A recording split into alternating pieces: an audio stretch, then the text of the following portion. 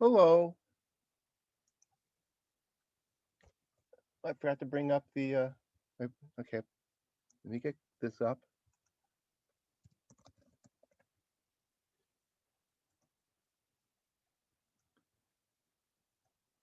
Okay.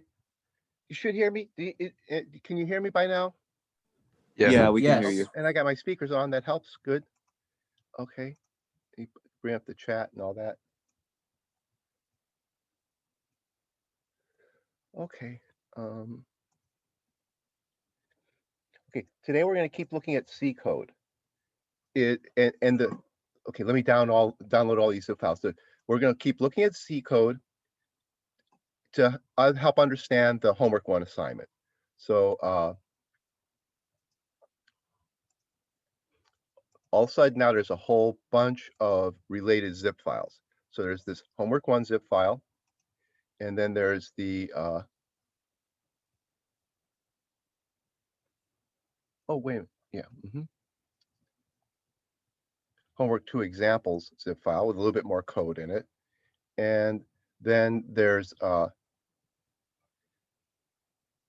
this C code working with composite data, and today there's another one, data structures and functions, which is really kind of an extension of the one with working with composite data. This is about composite data, and this throws in functions, how the functions interact with the composite data. And that's what the create process function is all about. So like, to give you a quick sense what I mean, if you look up create process, what you've got is a function that takes in a lot of composite data.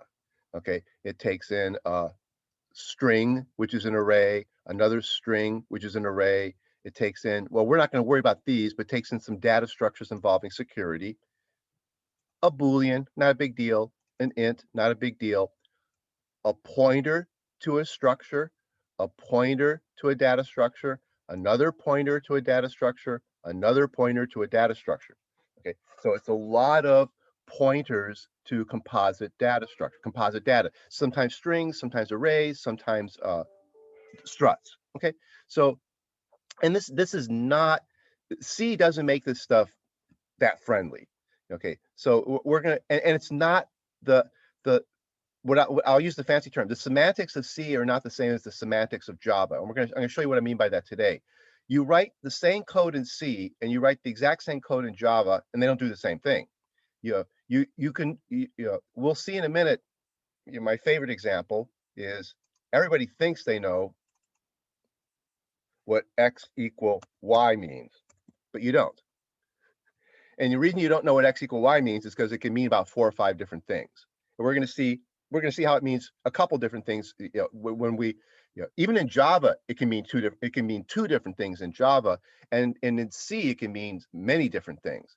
So what is the most simple kind of line of code you can write? Let one thing equal another, and unless you know the details of the language and you know the details of what the type of X is and what the type of Y is. So you have to know what language you're working in, and then you have to know what the type of X is and what the type of Y is, and then you can tell me what X equal Y means.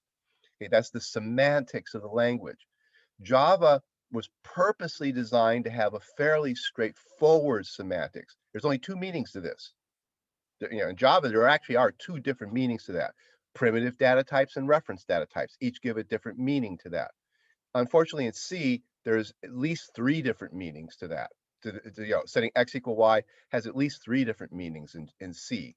The semantics in C are more complicated than the semantics in Java. Oh, and that issue, let me bring that back up again. Why is that so important? What is X equal Y? Why is that so important? Here's another just a simple thing. So if I tell you that F of X is, say, X times X, we'll say, it's a little formula, 3 times X plus 4, okay? Then I say Y equals 8, and I say F of Y, okay? What does line 7 have to do with line 2? Anyway, what does line 7 have to do with line 2?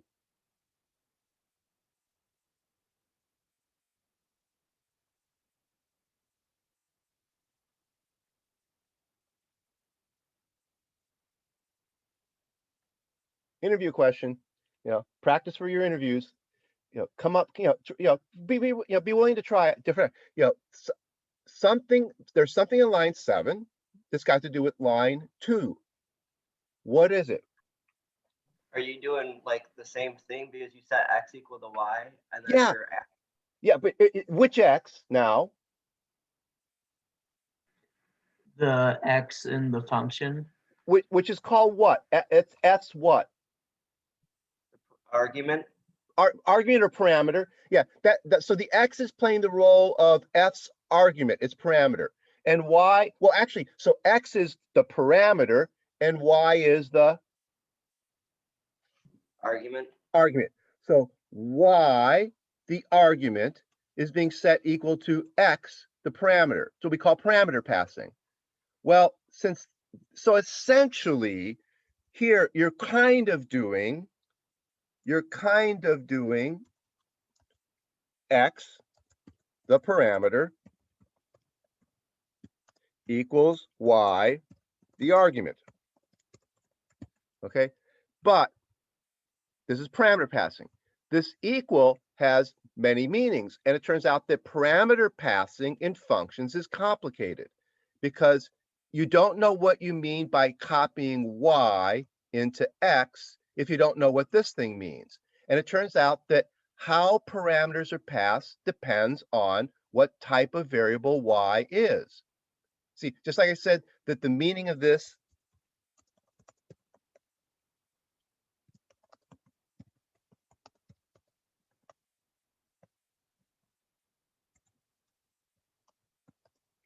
depends on the language.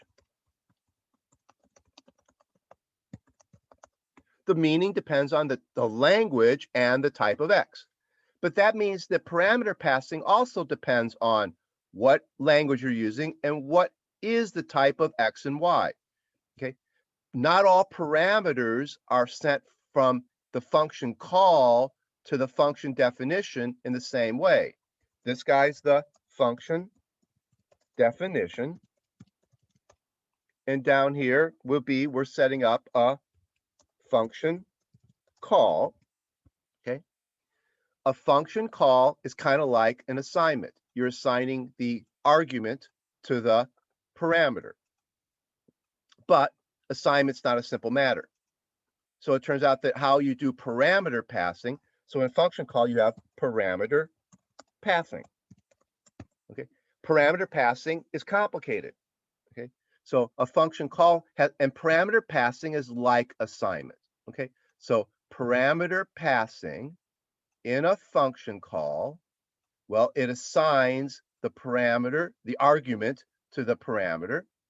So that's an assignment. So they're similar. But this is, as I said, this is already, people don't realize how tricky this guy by himself is. A lot of people don't realize how tricky that is by himself. And then this becomes buried in functions because you have to pass that value to that variable somehow. See, that 8 has to somehow end up in that x. Okay. All right. So same here. If I said y equals 8, see, it's the same idea. Y equals 8, x equals y. That's what I'm doing down here. Okay. Y equals 8, f of y, that gets up here. So this idea is very deeply tied to this idea. And now in Java, these things aren't crazy hard. But that was a real design choice on the Java people. They looked at what C had done and said, gee, can we make this better? Because C is a mess. C, this stuff becomes really tricky. That's why we have these 2 folders here. One folder is just about the data structures themselves, working with composite data. And then after looking at that, we say, okay, now what happens when we use functions and we do function calls? How do the function calls, like here, what if y was a piece of composite data? So down here you can ask the question, what if y was a composite data type? Something much more complicated than an int. Okay, so what if y was way more complicated than an int? Well, that could, see, you have to know the type here. So that would change the meaning. That could change the meaning of this thing. Yeah, if you change the type of y, you can change the meaning of this. Same here.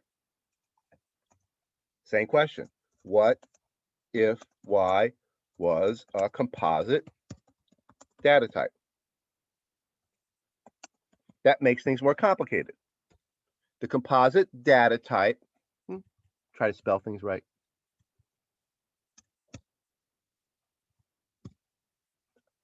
What if y was a composite data type?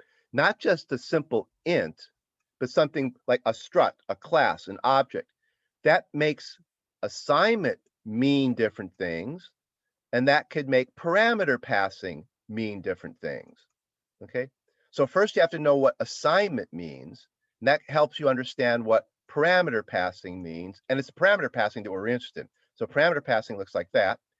Y equals 8, call f of y. Then up here, well, now y has to be copied. You can use any word you want, but it may not be correct. You could say y gets copied into x. Well, maybe not.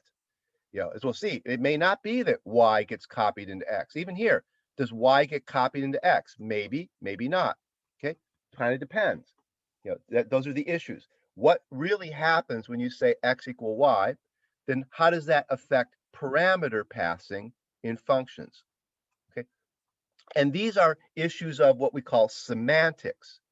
Okay, that's a simple thing to write, but what does it mean?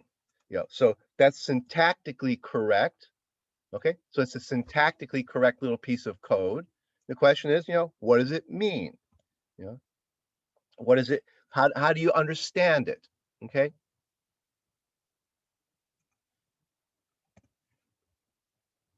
How do you understand the meaning of this little piece of code? Syntactically, almost every language lets you write it that way. There's a few differences. Some languages do this for equality. I don't know if you've ever seen there were some languages that use colon equal to mean let x equal y.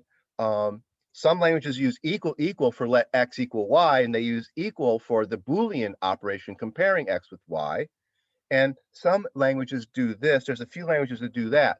The value of y gets transferred to x, so they use a little arrow. Okay, there's a couple languages out there that use a little arrow. I mean, what you're doing is you're transferring somehow the value of y to x. Okay, that's another symbol. That's a different syntactic symbol. That's just syntax. That's just syntax. How do you write it? Okay, but then the question is, after you've written it, what does it mean? That's semantics. Okay, and what we're going to see today is that this thing has got many different semantics to it. There are many meanings to let x equal y. Okay.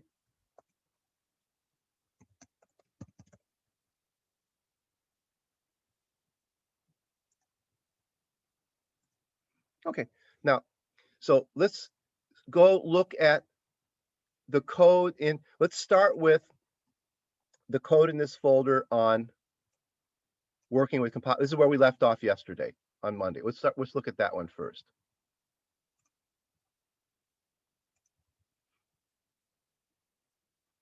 Okay.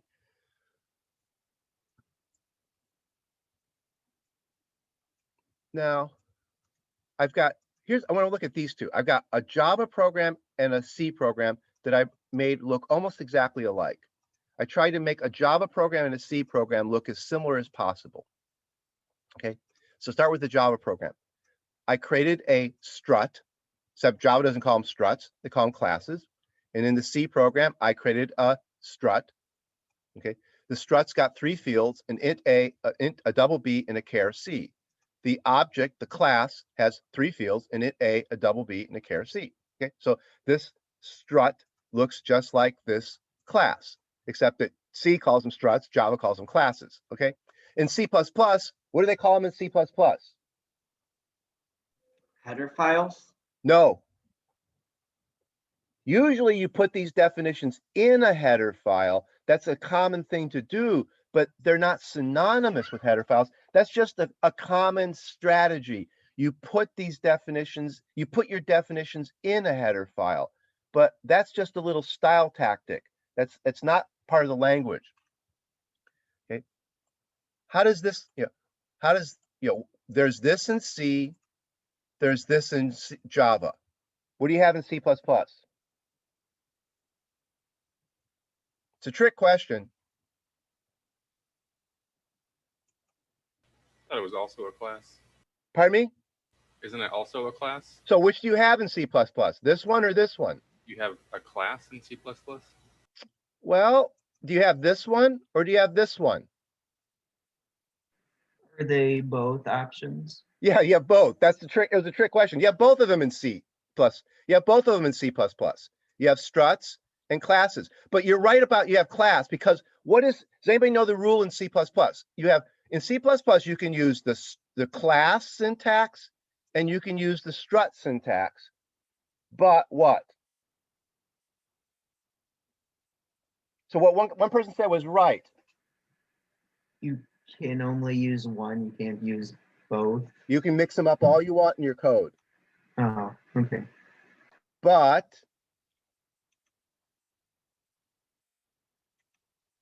you really only have classes. This is just a synonym for this. In the C++ language, this C syntax becomes a synonym for this class syntax. And so you're still designing classes. Okay, it's because C++ includes the C language in it. These struts actually become classes in C++. So you can use either the syntax of struts or you can use the syntax of classes. But when you use the syntax of struts, actually, they do turn into classes. So Java has classes and C++ has classes. But C++ gives you two syntaxes for the classes. You can use the older strut syntax. Java or C is not an object-oriented programming language. You do not have classes. You cannot inherit from a strut or anything like that. There's no such, they're not classes. They don't have inheritance and things like that. They don't have these things do not have methods. They don't have inheritance. They are just data types. They're just data structures. Okay. So, but in this simple example, this guy and this guy act a lot alike. They give me a composite data type. This lets me bundle an int, a double, and a char into one thing. And this lets me bundle an int, a double, and a char into one thing. Here's one of those things called S1. S1 is one of those things. It's a global variable holding there's how I build one of those things. That builds me a example thing with 5, 6.7, and 8 in it. Okay. Over here, notice that that's a global variable because it's outside the main. And this is a global definition because it's outside of main. But notice it's not inside, it's inside the file. It's outside of main. In Java, things are a little bit trickier. The class is outside. Notice I've got two classes in one file, a public class and essentially what this amounts to is a private class. Okay, so that's a private class definition in this file. So this is at the top level of the file, just like this is at the top level of the file. Okay, but see how this is at the top level of the file, just like this guy is? Here, this is a static. This is like this. Java doesn't have variables at the top level. You cannot put a variable here. It doesn't make sense. That won't compile. There are no variables at the top level of a file. That's why we say Java has no global variables. You can only put class definitions at the top level of a file. Okay, so this cannot be there. Okay, so it needs to be notice it's now inside the public class. But if I put it inside the public class but outside of main, it's what we call a static variable. It's outside main but inside the class. Over here, this guy is outside main, but he's not inside anything but the file. So this is what we call the file level. He's at the file level. This strut's at the file level, and main is at the file level. Over here, main is in the class level. It's inside the class. This static variable is at the class level because it's inside the class. The class is at the file level. The class is at the file level, and this other class is at the file level. In Java, the only thing that can be at file level are classes. In C, you can have a lot of different things at the file level. You can have strut definitions, you can have global variables, and you can have functions. Okay, so there's a little bit of difference in the languages, but this guy plays the role of a global strut, and this guy plays the role of a global. It's global to everything that's inside here. Okay, so that's a static variable. I use a constructor to build the object. Here, I use this notation to build the object. Okay, so that creates the object in memory. This is essentially the constructor here, just like this thing would be. See, but here, you notice I had to write the constructor myself. See, I had to have a little bit of code up here. I had to write the constructor. Over here, there's no such thing as a constructor for a strut, but you have this notation that lets you define how a strut, this notation is built into the language. It looks like the notation for an array literal, but it's the notation for a strut literal. That's a strut literal, not an array literal now, okay? Because I'm defining a strut with 3 fields, okay? So constructor calls over here versus literals over here. Strut literal versus constructor call, okay? Notice that these are parameters to the constructor call. These are fields in the constructor literal. If you talk to people, other programmers, there's a language to all this that makes things very precise. The constructor has arguments because it's like a function call. So these are arguments to the constructor. The constructor has parameters. There are no constructors in C, so these are fields in the literal. Just like these are the fields in the strut, these are the fields in the literal. Okay? And you use literal notation to build the object. Okay. Now, down here in main, I create more examples. Now, these are local variables. There's a local variable with another strut literal. Okay. Here's a local variable with another class constructor, object constructor. Okay. Again, those are parameters to the constructor. These are fields in the literal. Okay. Now there's the one that we have to think about. That one and that one. They don't mean the same thing. Okay. The key thing is line 23 here and line 23 here. They don't mean the same thing. The way the Java language works and the way the C language work, things become really dramatic at this point. This simple thing here, this is the X time. This is what we were talking about earlier. Can you tell me what that means? Okay. And here now we're going to see that thing, here it's written in Java, and here it's written in C, and they mean very different things. Okay. And we'll see what they do in pictures. We'll watch the pictures and see what they do. But they don't mean the same thing. Even though they're working with very analogous things, this strut is a class in C++. And this is, there's really a lot of similarity between the class composite data type and the strut composite data type. Okay, so you really kind of would expect line 23 here to be like line 23 here because they're both objects. I mean, people in the C world do refer to this as an object. In an older use of the word object, it's just a thing. So an object's a thing. Okay, so struts are, there's a lot of people a lot of C programmers will refer to their struts as objects. And just because it's just a thing. It's actually a fairly old, when object-oriented programming came around, they absorbed the word object, they overloaded it. Because the word object had been around for a long time, people thought of composite data types as objects. But then the object-oriented programming people took it to mean synonymous with classes and instantiating a class. That's an object. An object is an instance of a class. That's the more new meaning of the word object. Okay, but C programmers still refer to instances of their struts as objects. Okay? So there's a lot of similarity between this and this and this and these two. You would think that you can get up to this line here and everything would be the same, but all of a sudden everything this means very much like what this means. This means very much like what this means. The real surprise is line 23. That's where things change. Everything is kind of analogous until you hit that line there. Okay. well, I should take it back. This line's going to have a significant difference too. Line 22 will end up having a significant difference. That'll be interesting. So the difference shows up subtly in line 22. So a subtle difference shows up in line 22, and then a pretty big difference shows up in line 23. Okay. All right. So let's now, to see these, we put them up in their perspective visualizers. So I'll copy this code. TextPad lets me, I use TextPad because I like it. And one of the cute things about TextPad is if you have a URL in a text file, and you just right click on it, TextPad will open it for you.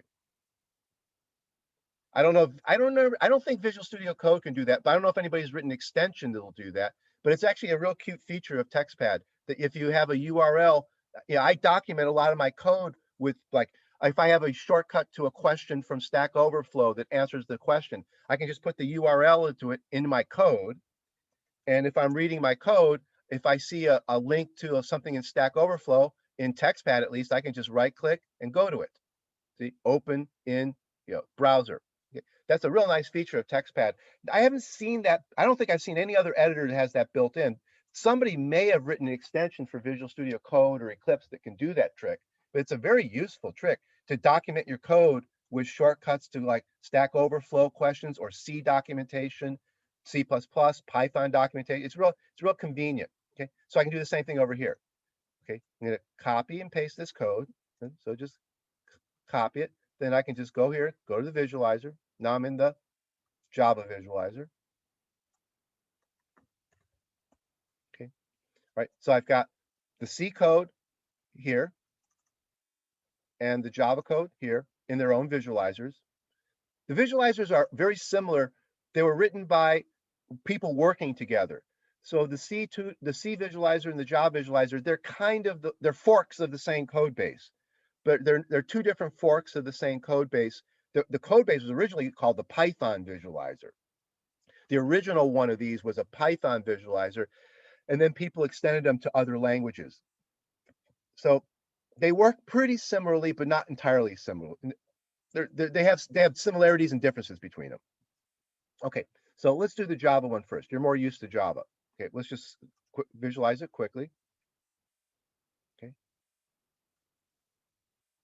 Okay, so notice that I start by instantiating the static variable. That's the first thing my program does. Okay, so there's okay, now I'm in the constructor call of this thing here. So I'm in the constructor at this point. So the visualizer steps me through the constructor call from line 13. See, I'm at the initialization code. See, I'm not in my program yet. So I'm in the initialization code at line 13. Okay, so line 13 was part of the initialization code. It's not part of main yet. And then it called the constructor. So I jumped to line 7 of the constructor. I'm in the constructor now, and I'm about to, well, see, there's the constructor. The constructor is just this one line. I'm in the class. I'm specifically in the constructor of the class. Here's the object I'm building. Okay, so there's its, now it's been initialized. Notice that it's constructed uninitialized, and then the constructor initializes it. So there's the two steps of the constructor. Construct the object uninitialized, then use the code in the constructor to initialize it. Now return.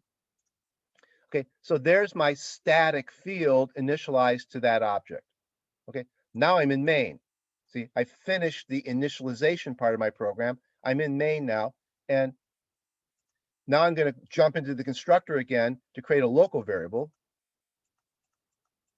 Okay, there's the local variable S2 pointing at an object in the heap. Okay, right, now let's go to the C code. Let's get up to this line of, we're at line 18. So let's go to the C code and go up to same line 18. We want to compare, it's really line 18 in this guy that we want to compare to line 18 in this guy. Actually 17 and 18 both. We'll see how they're different. Okay. Now, one thing you see different here is in the C visualizer, because of the way the C language works, as soon as your program starts, all the variables have been laid out in memory. Okay. So notice there's the global strut, and it's actually been initialized right away. You don't call a constructor for this thing here. It's initialized right off the bat. Whereas the C code had to call the constructor to initialize that S1. In the C code, it's just automatically initialized by the compiler, essentially. So that code has already been initialized. We don't execute that. It's just there. That's actually not executable code. That's done by the compiler ahead of time. So that thing's already initialized. Now, our local variables are sitting there in main, but they haven't been initialized yet. Okay, so there's S2. So now we're about to initialize S2. See, he just got initialized. No, notice there's no constructor call. Okay, there was no constructor call. There are no constructors in C. This line of code just initializes the value. Okay. There. I can kind of tear them off. Let's see. Can we see them both at the? I don't know if we can see both of them at the same time.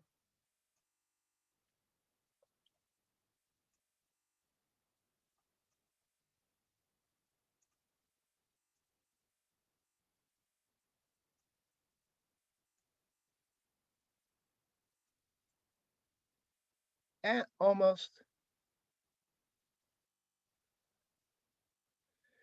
Can you see a big difference between them so far?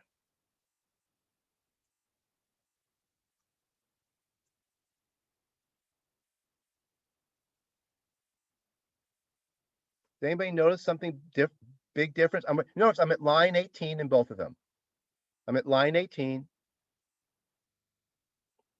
In Java, all the objects are references instead of actual like primitive data types.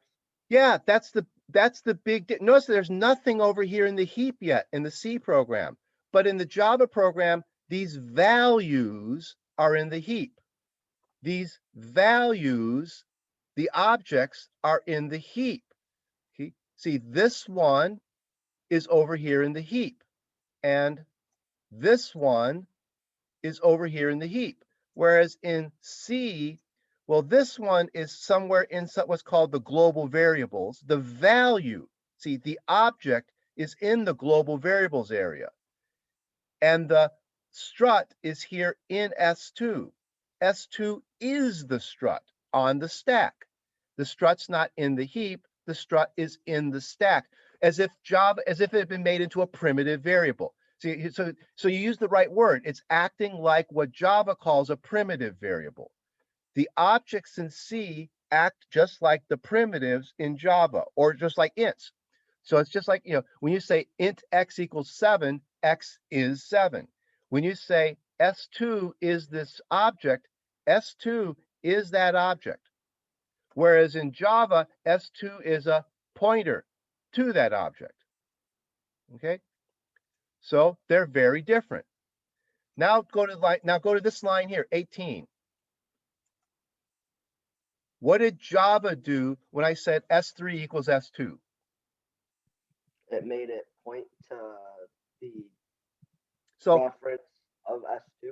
Yeah, it copied the arrow in S2 into S3. It did copy the value of S2 is the arrow. S2 is not, if you've ever had classes with me before, I preached this gazillions of times. That's not an object. That's not an object. That's an object. If this guy is the object, then what's this guy? The object's reference. Yeah, it's the reference. And in the Java language, you got to be really careful not to confuse references with objects. They're not the same thing. The variables are always references, and the objects are in the heap. Okay, because so here, I have 2 reference variables, but how many objects do I have? 1. 1. But over here, the objects are the variables. S2 is a strut. S3 is a strut.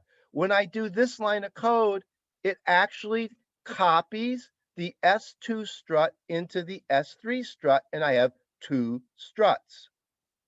Okay? Big, huge difference. Those two pictures, hugely, importantly, semantically different. I have two reference variables to one strut. I have two strut objects in memory. Okay. Now, how did I get that? Same line of code in both ones. The line of code was S3 equals S2. The line of code was S3 equals S2. Okay. But that line of code in Java in C meant copy the value in S2 into S3. Actually, the funny thing is that line of code there and that line of code there mean exactly the same thing. They don't do the same thing, they mean the same thing. And if you ask a person who's a programming language expert, they'll say that the semantics of line 18 in C are the same as the semantics of line 18 in Java. The semantics of line 18 are copy the value on the right into the value onto the variable on the left. Copy the value from the right into the variable on the left. Trouble is, in C, the value on the right is the strut. In Java, the value on the right is the pointer. So here you're copying a pointer from left to you're copying a pointer from here to here, but you're only copying the pointer. Here, this is the strut. So you're copying the strut from here to here. So even though an expert might quibble and say, well, those lines mean exactly the same thing, you're saying copy the value from the right-hand side to the left-hand side. The real issue is that in the languages, the value is a different kind of value. Here, the value of S2, you can see it in the picture. S2 is the strut. In Java, S2 is an arrow to the strut, a pointer value. Now, C has pointers, so we can make C act like Java, but then we have to use different syntax. If we move the syntax around over here, and that's the lines that come later. If we change the syntax in C, we can make C act like Java because we can make C work with pointers instead of working with struts. Okay. All right. So we've seen now that this thing, you have to really know what you're talking about to say what that did and what that did. Okay. Now let's go a couple lines down. Let's go another line further. This is just going to do the exact same thing. Now I've got an S4. It's just another name for that same object. So I've got another, I don't have 4 struts. I have I have 3 reference variables to one structure. Here I have 3 reference variables all to the, now I know there's only one structure because there's only one new. See, the fact that there's only one new tells me in Java right away there's only one structure because you only get structures by calling new. Now there's another one up here that's sitting up here. We haven't used it yet. So I have 2 structures. In C, you can pick up structures in lots of ways. That created a structure, but so did this. Yeah, that created a structure. See, it created, well, this created the structure. The left-hand side created the structure. Then the right-hand side copied something into it.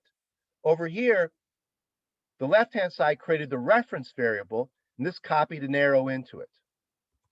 Over here, this created the strut. Oh, if I stop there, what's in the strut?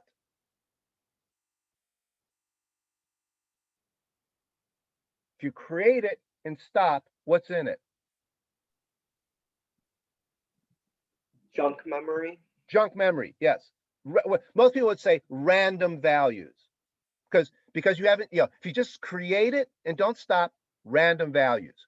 Java doesn't let you do that. Java always makes you call a constructor, and a constructor always initializes the values. Even if you write a default constructor like this one, the default constructor, which seems to not give it any values, gives it what values?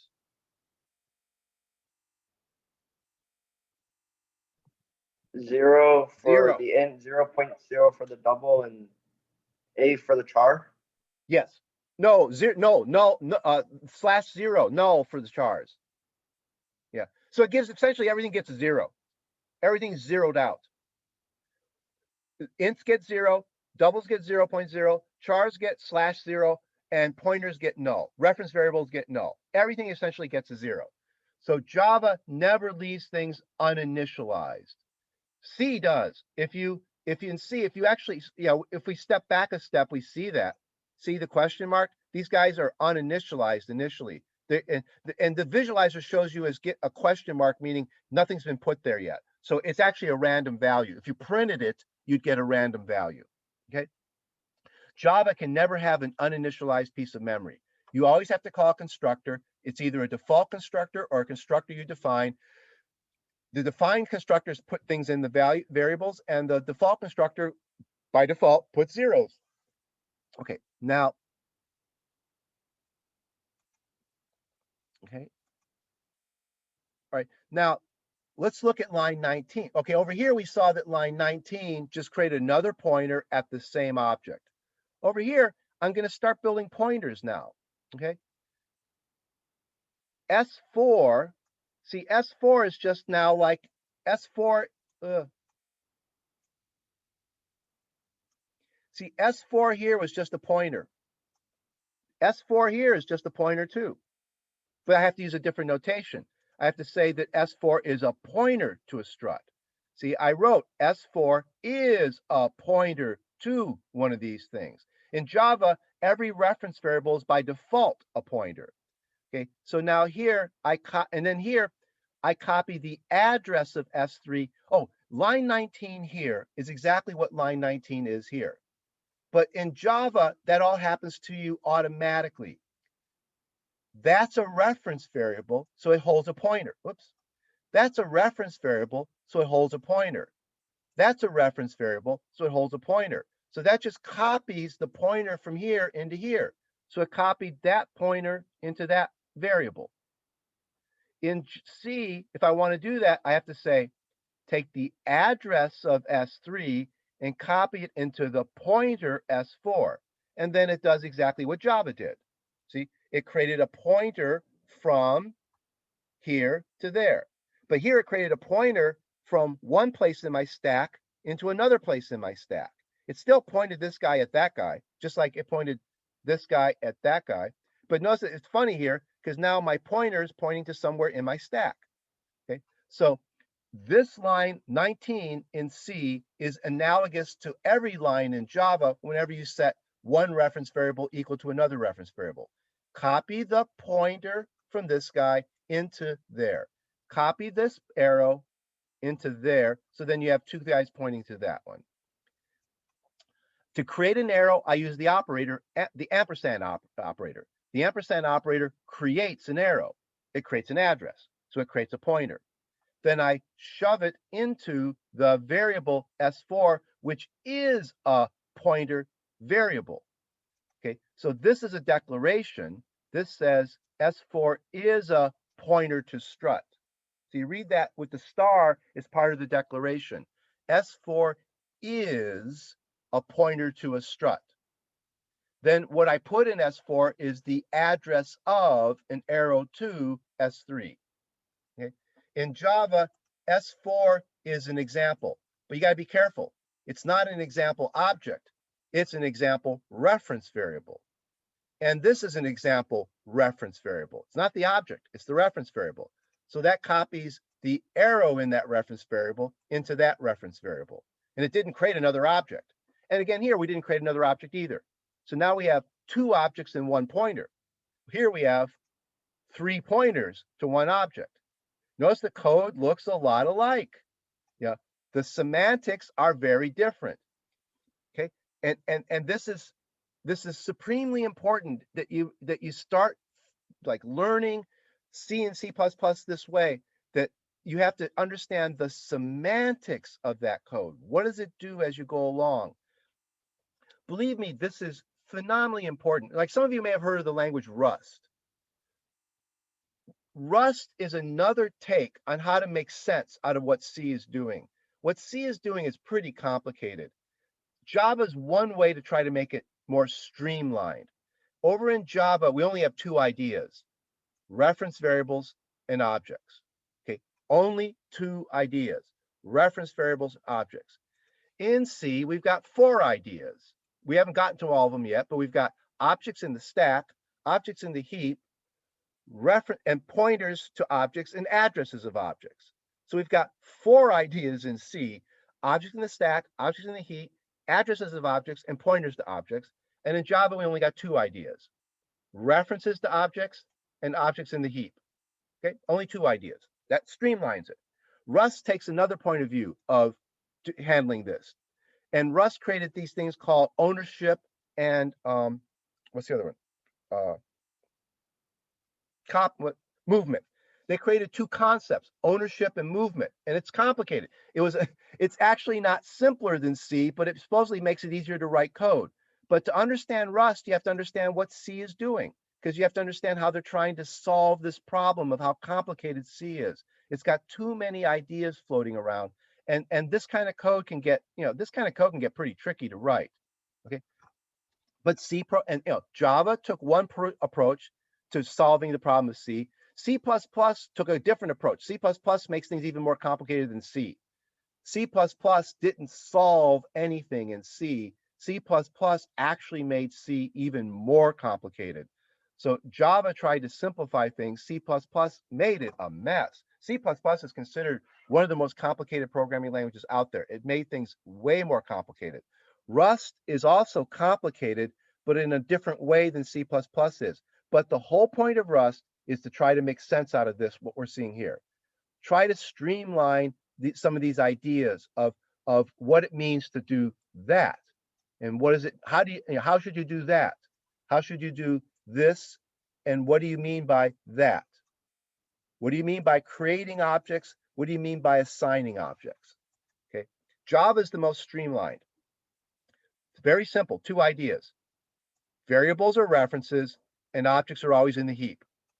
And variables point at objects. Okay. So they don't even call them pointers anymore, because they're always pointers. They call them reference variables. Okay. Now let's keep stepping through the code, comparing them, as we go along. Okay. So line by line, compare them, keep comparing them. So, okay, I want to turn those off. Okay. Now okay, let's go back to the Java one. What's the next one in Java do? Okay. Creates another object. See, now I know I'm creating an object because I'm using the new operator.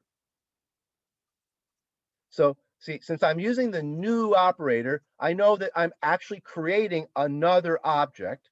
Notice that this time I use the default constructor, so I got zeros in here. Okay. Notice that the char is the null character. It's /0. 0 int, 0 double, 0 character. The /z, it's called the null character. The null character is not the null reference. Okay, it's the character that has the value 0 /u. That's its Unicode symbol /u00000.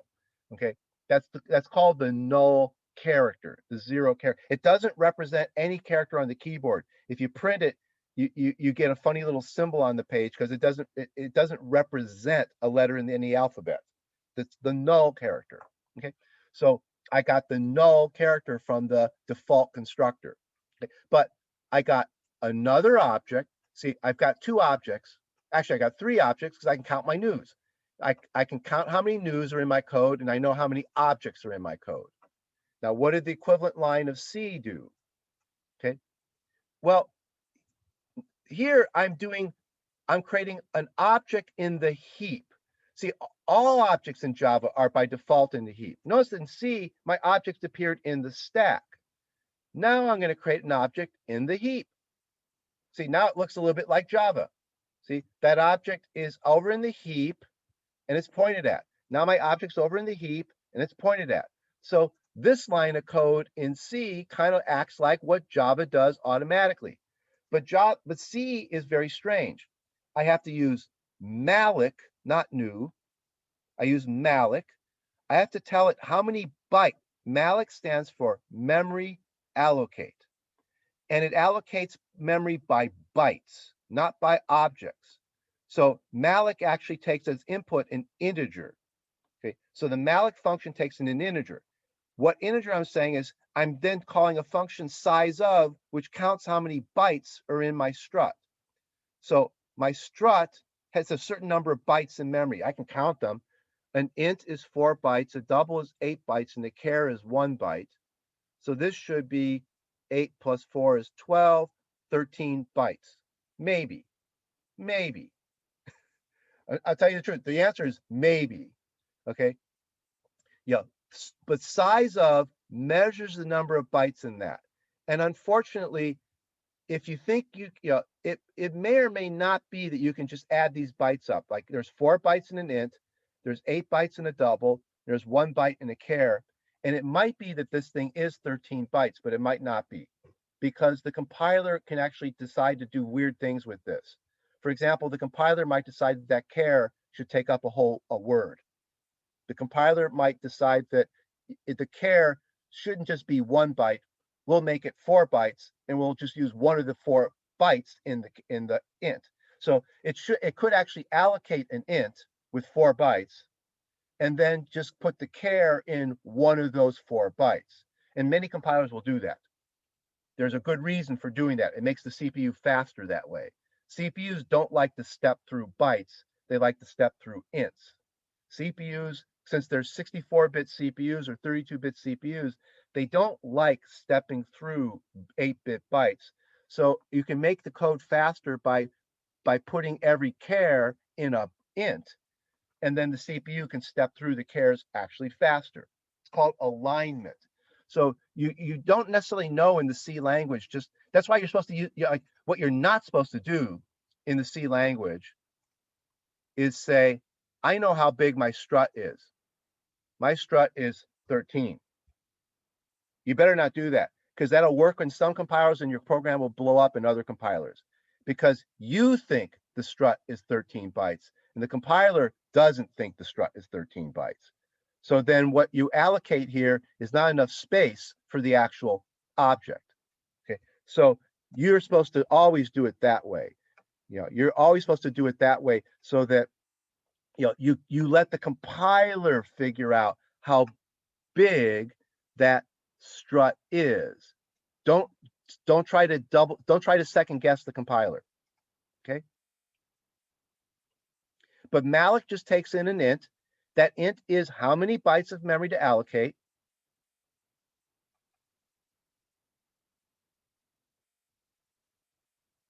Oh, I went too far. I have a question. Yeah. Is malloc similar to the new keyword in Java? Yes and no. Okay, so tell me, in what way is it similar? Well, just that you're allocating space for that thing. Yeah, so, okay, they both carve out space in the heap. Okay, so malloc is like new in that sense, but how are they different? You don't have actual objects in Java, so I guess that would be the difference. No, Java has actual objects. Yeah, I meant C. Yeah, so, okay, what's the difference? They both carve out space in the heap. Okay, but notice here, you always say new. Then what do you put after the word new? The name of the object. The name of the type. So new knows exactly how much space to carve out. It always carves out the amount of space for that type. What does malloc take? What's the input to malloc? That you just pass in the size of struct? Well, actually, you don't. Well, you should, but what does it actually take? Malloc takes an input what? Integer. An integer. It knows nothing about the size. It knows nothing about the structure of what it's building. It allocates that many bytes. Malloc knows nothing about the structure of what it's doing. It just says, I'm going to give you that many bytes. It was actually the visualizer that said that it has this shape. Okay, the visualizer knows that I'm about to create what I'm doing, but malloc doesn't. In fact, malloc just gives you that many bytes, and it's up to you to know what to do with them. So malloc knows nothing about the type of what it's building. That's a huge difference. So malloc is like new. They both carve out space in the heap, but new knows exactly what it's carving out. It knows how many ints, how many doubles. It knows exactly, we say, the shape of the thing, of the object. New knows the shape of the object. Malloc doesn't know the shape of the object. It just knows how big it is, how many bytes there are. If it's 12 bytes, it doesn't know if it's 12 chars or if it's 3 ints or if it's 2 ints and 4 chars, Malloc just says, you asked for 12 bytes, I gave you 12 bytes. You do whatever you feel like with them. So Malloc knows nothing about the type. Now, you can get fooled because you call Malloc size of strut example, but Malloc never sees the strut example. What did Malloc see? A number. A number. That's the result of having called size of. Malloc doesn't know that you're working with a strut example. The compiler does. The compiler generates the code that calls size of, but size of just gives you back an int. So Malloc just gets the int. Two different struts that have the same size of, Malloc doesn't know they're any different. So Malloc is very different from New in that sense. New knows what it's building. Malloc doesn't know what it's building. It only knows how big it is. And it's up to you to make sure that you use that space properly, because if you ask Malloc to give you 15 bytes, you can do anything you want with those 15 bytes. Okay, the visualizer is fooling you a little bit. The visualizer is making it look like Malloc created that shape, but it didn't. Okay, Malloc did not really create that shape. The visualizer knew what my code is, so the visualizer knew it had that shape. The visualizer played a game of looking inside the Malloc. The visualizer looked, well, actually, the visualizer looked at that cast there. The visualizer said, well, see, now Malloc gives you a pointer to a raw byte. Actually, what Malloc gives you back is a pointer to that byte, the very first byte in the strut. But I'm saying it's a pointer to a strut it's a pointer to an example. So the visualizer actually looked at that piece of code right there. That told the visualizer what Malloc was really being told to do. Malloc's being told to create a strut example. And it's not this guy that told the visualizer what's really going on. It's this guy that told the visualizer what's really going on. Okay, this guy is what the visualizer looks at and says, oh, you really Malloc'd a strut example because you turned what Malloc gave you into an address of a strut example. Otherwise, it just gives you the address of well, actually, let's go back. Let's see if we can get rid of that.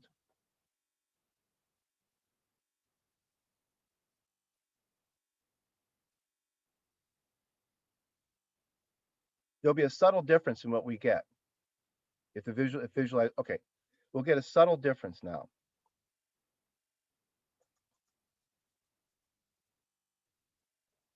Oh, we didn't get a difference.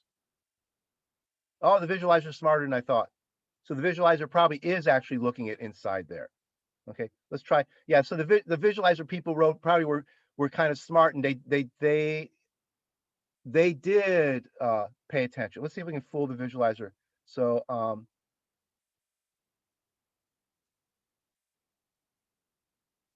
okay. Actually, it may have been looking at what's on this side. So the visualizer may have looked at what I put there. So let's try it one more time. Let's try. Because Malloc doesn't know what it's doing.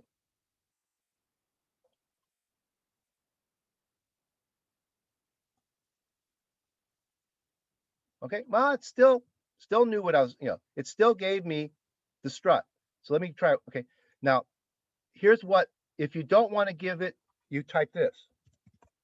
That's what Malloc really gives you back. Malloc gives you back pointer to void. That's actually what Malloc gives you, something we call pointer to void.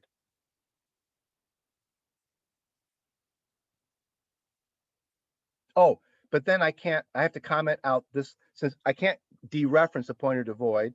So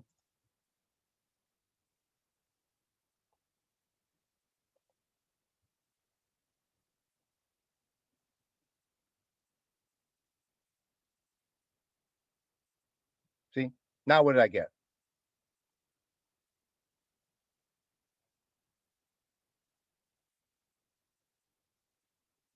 An array of 13 bytes. Yeah, because that's at this point, the visualizer doesn't know squat about what you just Malloc'd. You Malloc'd 13 bytes, and there's no hint anymore of what those 13 bytes are useful for. Now, actually, the rest of the code will work. You can put things in that. You can put things in there, but the Malloc didn't really know what it's creating. Malloc just created 13 bytes. Okay, now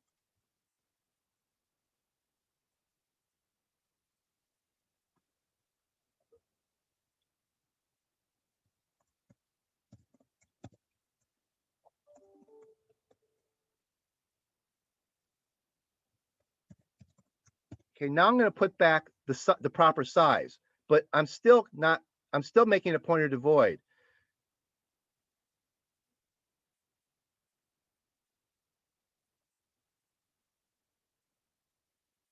Remember, I guessed that strut is 13 bytes. That's really just my guess. This would tell me if the guess was right. Now you can count the number of bytes in there. Is it? No, see, it's not 13 bytes. The size of, it's not 13 bytes because the compiler has its own idea of what the size of that thing is.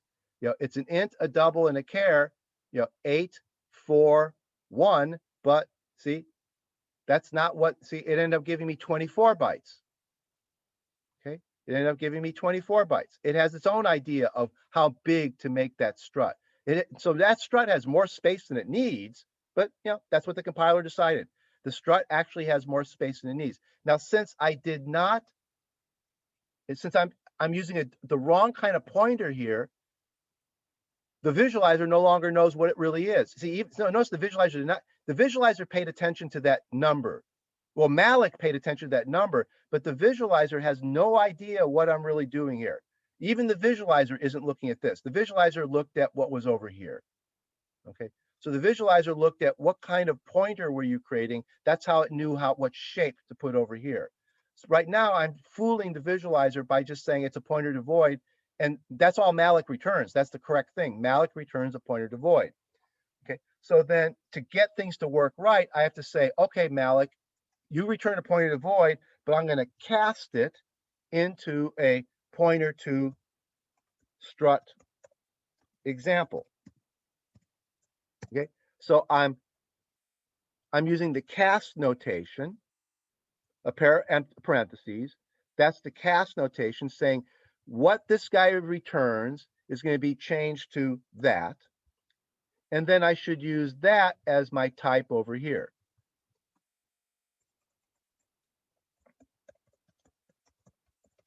Now, notice Java doesn't have any of this nonsense. This is, Java, remember, it's streamlined everything. So there's just two things going on in Java: reference variables and objects. Reference variables and objects. In C, you've got all kinds of things going on. You've got objects, and you've got pointers to objects, and you've got the addresses of objects, and you've got the malloc of space. You've got way more things going on that you have to pay attention to. Notice when we draw the pictures, it's the same visually. C is doing the same thing that Java is doing. We get the same pictures more or less. Just C makes you work. C makes you work way harder at understanding what's going on. We end up with similar pictures. Okay, we end up with similar pictures, but boy, do we have to work harder to figure out what's going on in C than in Java. Okay, now the picture's a little bit different. I've got 3 pointers to the same object there in the heap. Over here, I've got 2 objects in the stack with a pointer to one of them and a pointer to an object in the heap. Okay, all right. Now let's look at another line of code. What happens when you put 100 into S3? Okay, well, since S3 is just another name for this object, you've actually put 100 into S2 and S4 also. Okay, so when you mutated that reference, you mutated these other references also. But over in C, that's not what happens. S3 is its own object. When you mutate it, you actually are mutating it and S4 because S4 points at it, but you're not mutating S2. So if I mutate this guy, see, it affected S3, which also affected S4, but had no effect on S2. See, now things are starting to really diverge from the C code and the Java code. In the Java code, when I did that line, I'm actually affecting S2, S3, and S4. That same line of C code only affected S3 and S4. Things start diverging. The semantics start diverging. So this line has one meaning in C and a different meaning in Java. It has a different effect. So things get complicated. Remember, our goal is to understand how this affects parameter passing and functions. But remember, every assignment is also, when you pass parameters and functions, you're doing assignments. So understanding assignments is important because they're going to affect how we call functions. Okay, so this guy affected the S3 itself, and it affected the S4, which points at S3. This one affected S3, but it also affected S2 and S4, which also point to S3. Okay, and then the rest of the code just prints things out. Just the rest of the code just prints out what's there. Okay, so there's the printout, and the rest of the code here just prints out what's there. And here you can see that, see how the 100 appeared 3 times. Over here, the 100 appeared only 2 times. Because over here, the 100 only affected S3 and S4. Over here, the 100 affected S2, S3, and S4. So you get slightly different output. Even though you're printing out exactly the same thing, print out S1, S2, S3, S4, print out S1, S2, S3, S4. See, notice that the code is syntactically the same thing here as here, but the effects of the program were different. The program here did something different than the program here. Okay. Java has references and objects. References and objects. C has way more. It has objects sitting in the stack, objects sitting in the heap. Every object has an address. Whether it's in the stack or the heap, they have an address. Every object can have a pointer to it or not. S3 doesn't have S3 is not a pointer. S3 is the object. S4 is a pointer to the same object that S3 is. S3 is the object. S4 is a pointer to the same object that S3 is. In Java, I have S3 and S4 are both pointers to the object that's in the heap. There's only one object. S3 is not, S2, none of these are the object. Real important. In Java, none of them are the object. They are reference variables. Don't ever, try to stop yourself from ever saying that S2 is an object or S3 is an object. Try to force yourself to always say in Java that S2 is a reference to an object. S3 is a reference to an object. You'll write better Java code and you'll debug things faster if you force yourself to keep saying that's a reference to an object. That's a reference to an object. Because as soon as you start saying that's an object and that's an object, you're going to get messed up because you're going to think you have 2 objects. You don't. You only have 1 object over here. Okay. If you say that this is an object and this is an object, you'll start tripping over the meaning of the Java code. Okay. But in C, you got to be careful. S3 is the object. S2 is the object. S4 is a pointer or reference to the same object that S3 is. Okay. S5 is a pointer to the object sitting off in the heap. The object's sitting over here in the heap, and S5 is a pointer to it. For example, I cannot make S3 point at that object. That's impossible. S3 isn't a pointer. S3 is the object. There's no way I can make this guy somehow point to this guy. I could copy this data into here or copy this data into there. I can make copies back and forth, but I can't make S3 point at that thing because S3 is not a pointer. S3 is the object. So C is more complicated. Okay, C has got a little bit more going on. You have objects, pointers, addresses, and variables. S3 is a variable that holds an object. S4 is a variable that holds a pointer to an object. S5 is a variable that holds a pointer to an object in the heap. S2 is a variable that is the object. So we have variables, and the variables have a value. Sometimes the value is an object, sometimes the value is a pointer. Everything's got an address. That pointer has an address. Later on, we'll create pointers to pointers because that pointer has an address, and I can create a pointer to a pointer. Just do it real quick. I would just do something like this.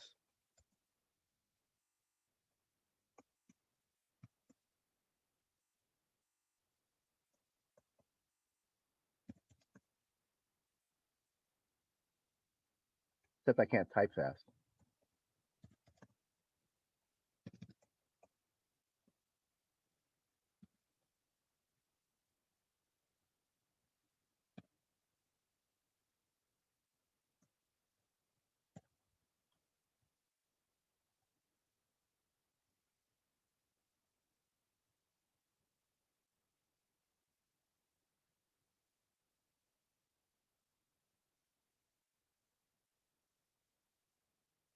Pointer pointing at a pointer. And we do this all the time in C. We will have pointers pointing at pointers. Crazy code. A pointer at a pointer to a pointer that gets the address of a pointer. So this guy points at that guy, which points at that guy.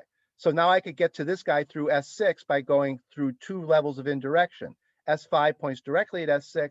S6 points at F5, which points at S6 at this object. So I can have pointers that, now you can have a pointer to a pointer to a pointer, but I've never seen anybody use one. You can do a triple pointer, but I've never seen anybody use a triple pointer in real code. Double pointers are ubiquitous. Pointers at pointers are common. I've never seen anybody make use of a triple pointer. Okay, now Java has nothing like that. There's no way in the world you can do something like that in Java. You can't have a reference point at a reference. You can't have something here point at something in here. These things can only point into the heap. See, they can't point at other. You cannot have a pointer to a pointer in Java like you can in C. Okay, so now we're set up to actually, we're going to quit now, but now we're set up to actually start talking about what happens when you combine these ideas with function calls. What happens when you combine, see, all we're doing here is just creating values and assigning values to variables. That's essentially what parameter passing does. Parameter passing is essentially assigning a value to a variable, just across from a function call to a function definition. The assignment is from the function call to the function definition. So all the things we've talked about here will appear now in function calls. So there's a whole nother layer of complexity added. All of the complicatedness of this example here now gets buried in function calls. Okay, so all of this level of complexity gets shoved one layer deeper in the story because all this happens in the function call.